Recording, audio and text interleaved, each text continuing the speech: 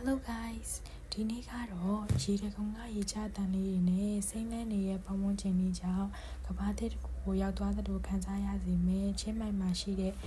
ဒန်တီဝရဆိုတဲ့လှုပ်ဝက်နေရာလေးကိုခေါ်သွားပြီးမှာပဲဖြစ်ပါတယ်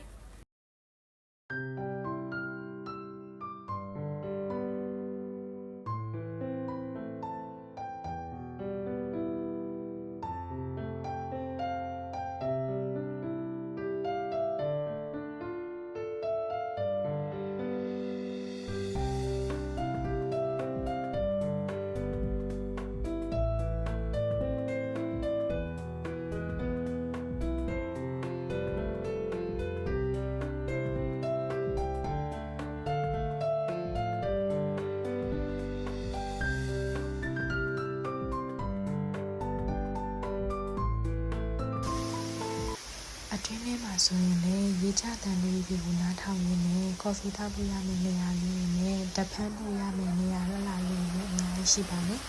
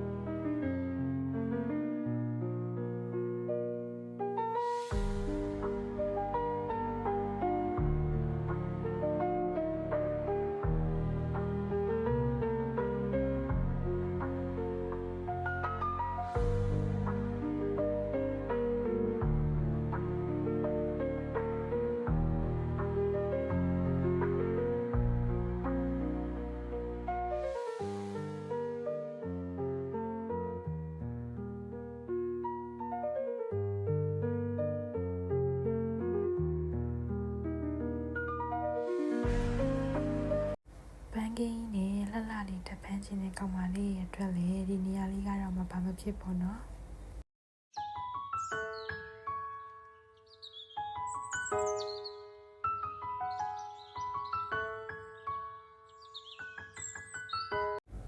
ဘန်ကင်းကြီးရဲ့နောက်ကိုဆက်သွားမယ်ဆိုလို့ရှိရင်စိတ်ကလေးတွေကိုအစာကျွေးလို့ရတဲ့နေရာလေးလည်းရှိပါတယ်ဒီစိတ်ကလေးကတော့ချစ်ဖို့ကောင်းလို့ပါ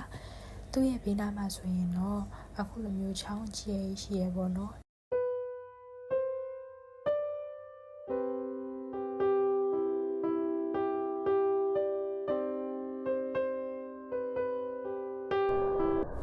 6တုံးလေးရတော့အသေးပုံစံလေးဖြစ်နေလို့ရက်ခဲ့တာပါ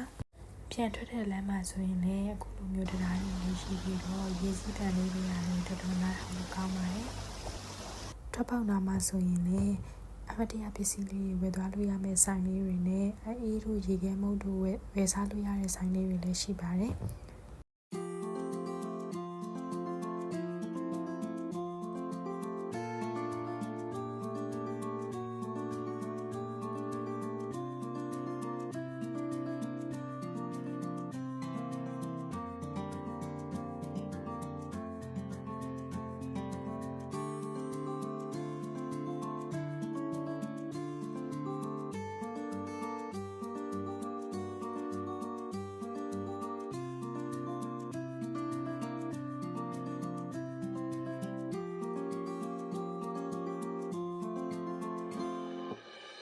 ဒီနေ့ဗီဒီယိုလေးကတော့ဒီလောက်ပါပဲအဆုံးထိလိုက်ပါကြည့်ရှုပေးကြလို့အားလုံးကျေးဇူးတင်ပါတယ် See you in the next video